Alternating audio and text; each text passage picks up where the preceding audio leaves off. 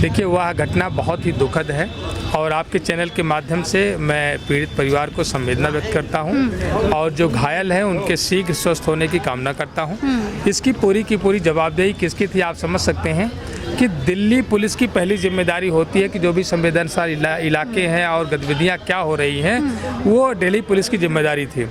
और उसके बाद जो है भारत सरकार की जो केंद्रीय सुरक्षा एजेंसियां हैं, चाहे वो NIA हो, चाहे आपका जो है वो अन्य सुरक्षा एजेंसियां हैं, उनकी ये जिम्मेदारी बनती थी। IB क्या कर रही थी, तो ये IB की जिम्मेदारी थी, NIA की जिम्मेदारी थी, अन्य सुरक्षा एजेंसियों की जिम्मेदारी थी उसको देखना। लेकिन चूँकि भारत का गृह मंत्री स्वयं जो है बिहार की सरकार बनाने और बिगाड़ने में जुटे हुए हैं, वो किस तरीके से बिहार जीता जाए, चोरी चोरी चुपके आपके कैमरे से दूर भाग करके जो है वो बिहार में डेरा डाले थे। तो आप समझ सकते हैं कि जिसका परिणाम दिल्ली की जनता को चुकाना पड़ा। जिस तरीके की गतिविधि हुई है यह घोर निंदनीय है और सरकार को शीघ्र जांच करवा करके दोषियों पर कार्रवाई करना चाहिए। चाहे मैं हूं या कोई भी, जिसका साक्ष्य है, जिसके सबूत हैं कि चुनाव प्रचार का समय खत्म होने के बाद वह चुनाव प्रचार करता हुआ पाया गया, जिसका वीडियो वायरल है, तो निर्वाचन आयोग को उसका संज्ञान लेकर के नियमानुसार कार्रवाई करना चाहिए। और नहीं कर रहा तो ये माना जाएगा कि भारतीय जनता पार्टी का B टीम बन करके निर्वाचन आयोग काम कर रहा है। स्किल से और विजन से नौकरी दी जाती है। बजट तो बहुत कुछ आया है, बजट भ्रष्टाचार की भेंट चढ़ जाता है। उत्तर प्रदेश में समाजवादी पार्टी की सरकार के मुकाबले आज का बजट 2 गुना ज़्यादा हो गया है। बजट कैसे बनता है, जनता के चुकाए गए टैक्स से बनता है, तो बजट 2 गुना ज़्यादा हो गया है, लेकिन बेरोजगारी उससे ज़्यादा बढ़ गई है। तो भारतीय जनता पार्टी की सरकार के लिए बजट के लिए पैसा तो 2 गुना ज़्यादा आ रहा है, लेकिन बेरोजगारी क्यों बढ़ती जा रही है, महंगाई क्यों बढ़ती जा रही है, सरकार के पास उसका जवाब नहीं होगा। नमस्कार दर्शकों, मैं कनक मिश्रा, आप सब देख रहे हैं द इंडिया लाइव। दोस्तों, मैं इस वक्त मौजूद समाजवादी पार्टी कार्यालय में। यहाँ पे मेरे साथ विधायक जी मौजूद है। आइए इनसे कुछ अहम मुद्दों पर बातचीत करते हैं। सर, ये बताइए कि बिहार में पूजा पाल गई थी प्रचार प्रसार करने बीजेपी का, और भी तब गई थी जब प्रचार प्रसार खत्म होने वाला था। उनको वहाँ पे लोगों ने जो है खदेड़ दिया। क्या बोलेंगे? आप अधूरी बात कह रही हैं। प्रचार प्रसार खत्म होने वाला नहीं था, प्रचार प्रसार का समय खत्म हो चुका था। तो भारतीय जनता पार्टी से आप क्या उम्मीद करते हैं? कभी संविधान और नियमों का पालन करने वाले लोग हैं क्या?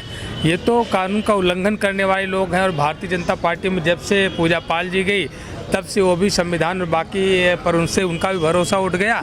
तो निश्चित रूप से आचार संहिता का उल्लंघन है और इसका वीडियो पूरी दुनिया में गया है। तो मैं तो ये चाहूँगा कि निर्वाचन आयोग उस पर कार्रवाई करे। लोग कमेंट कर रहे हैं कि निर्वाचन आयोग मर चुका है, वो बीजेपी की कठपुतली बन चुका है। इसीलिए तो कैसे वो उसके ऊपर मैंने आपसे इसीलिए कही, चाहे मैं हूँ या कोई भी, जिसका साक्ष्य है, जिसके सबूत हैं कि चुनाव प्रचार का समय खत्म होने के बाद वह चुनाव प्रचार करता हुआ पाया गया, जिसका वीडियो वायरल है, तो निर्वाचन आयोग को उसका संज्ञान लेकर के नियमानुसार कार्रवाई करना चाहिए। और नहीं कर रहा तो ये माना जाएगा कि भारतीय जनता पार्टी का B टीम बन करके निर्वाचन आयोग काम कर रहा है। सर, बिहार में जो पहली वोटिंग हुई थी, जो पहले फेज की वोटिंग थी, उसमें जो है जनता में जो है ज़्यादा उत्सुकता दिख रही थी, लेकिन इस बार आज थोड़ी वोटिंग कम हो रही है। तो क्या लग रहा है सर, किसकी तरफ रुझान होगा?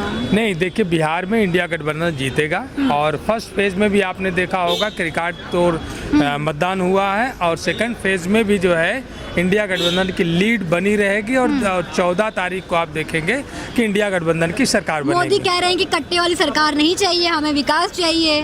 देखिए, मोदी जी क्या कर रहे हैं, अब तो ये पूरा देश देख रहा है कि देश को बेचने का काम कर रहे हैं, देश की सरकारी संपत्तियों को बेचने का काम कर रहे हैं, संविधान को कमजोर करने का काम कर रहे हैं, देश में महंगाई बढ़ाने का काम कर रहे हैं, देश में बेरोजगारी बढ़ाने का काम कर रहे हैं। उस पर कभी जवाब देंगे क्या मोदी जी?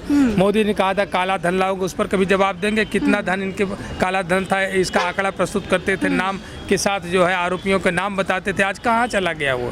महंगाई किस कदर बढ़ती जा रही है, उस पर कभी जवाब नहीं देंगे। तो मोदी जी की बात को हमारा देश गंभीरता से नहीं लेता है और वो मुखौटा लगा करके देश की भावनाओं को ठगने के लिए मन की बात करते हैं। इसके अलावा और कुछ नहीं रहेगा। तेजस्वी यादव कह रहे हैं कि हम हर घर एक नौकरी देंगे सरकारी। तो सर, जब बिहार का बजट ही नहीं इतना है तो हर घर सरकारी नौकरी कहाँ से देंगे? स्किल से और विजन से नौकरी दी जाती है। बजट तो बहुत कुछ आया है, बजट भ्रष्टाचार की भेंट चढ़ जाता है। उत्तर प्रदेश में समाजवादी पार्टी की सरकार के मुकाबले आज का बजट 2 गुना ज़्यादा हो गया है। बजट कैसे बनता है? जनता के चुकाए गए टैक्स से बनता है। तो बजट 2 गुना ज़्यादा हो गया है, लेकिन बेरोजगारी उससे ज़्यादा बढ़ गई है। तो भारतीय जनता पार्टी की सरकार के लिए बजट के लिए पैसा तो 2 गुना ज़्यादा आ रहा है, लेकिन बेरोजगारी क्यों बढ़ती जा रही है, महंगाई क्यों बढ़ती जा रही है? सरकार के पास इसका जवाब नहीं होगा। बेरोजगारी और महंगाई और नौकरी देने के लिए विजन चाहिए।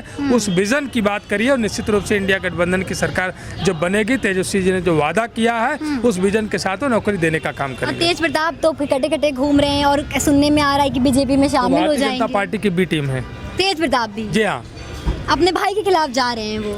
जी हाँ, सत्ता के लिए जो है कोई कहीं भी जा सकता है।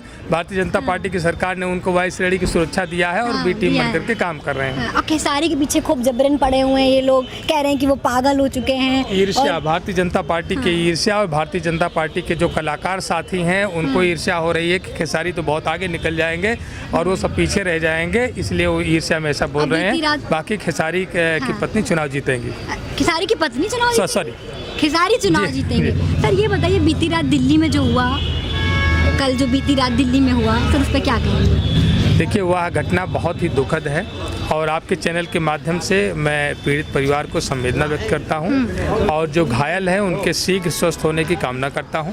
इसकी पूरी की पूरी जवाबदेही किसकी थी आप समझ सकते हैं कि दिल्ली पुलिस की पहली जिम्मेदारी होती है कि जो भी संवेदनशील इलाके हैं और गतिविधियां क्या हो रही हैं वो दिल्ली पुलिस की जिम्मेदारी थी।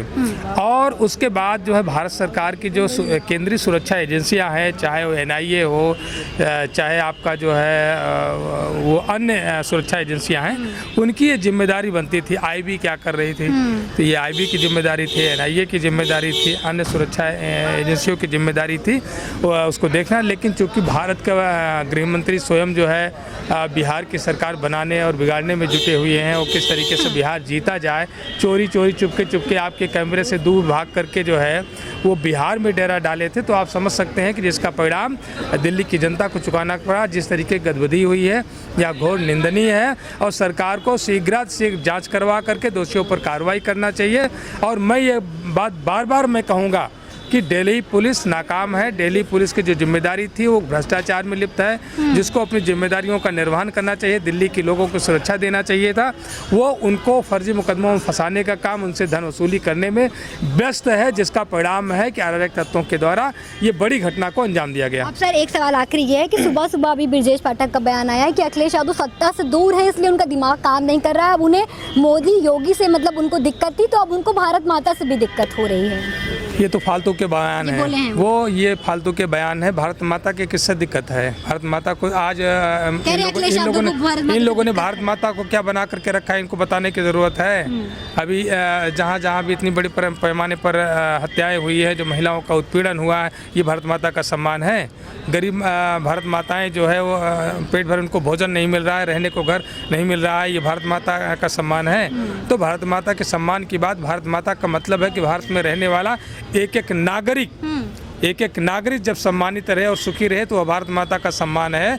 इनके फर्जी और पाखंडी भारत माता से भारत माता नहीं बनती है। अब अबू आज़मी ने कहा था कि जो मुसलमान हैं वो वंदे मातरम नहीं बोलेगा, क्योंकि उसमें उनकी भावना आहत होती है। देखिए, वंदे मातरम बोलना ना बोलना, देखिए मैं आपको बता दूं कि हमारे भारत के संविधान में कांग्रेस के ही सरकार में एक अमेंडमेंट हुआ था और जिसमें आर्टिकल 51A बना था।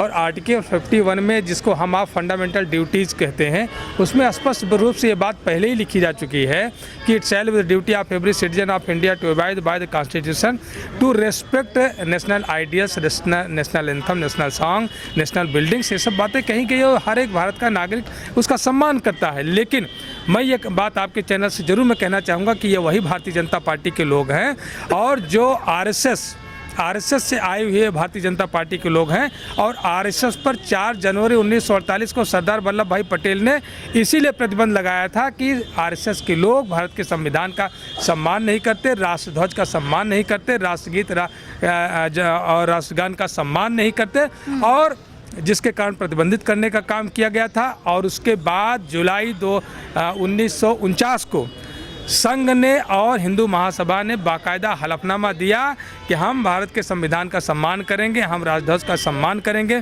हम सांप्रदायिक गतिविधियों का हिस्सा नहीं बनेंगे, हम राजनीति का हिस्सा नहीं बनेंगे।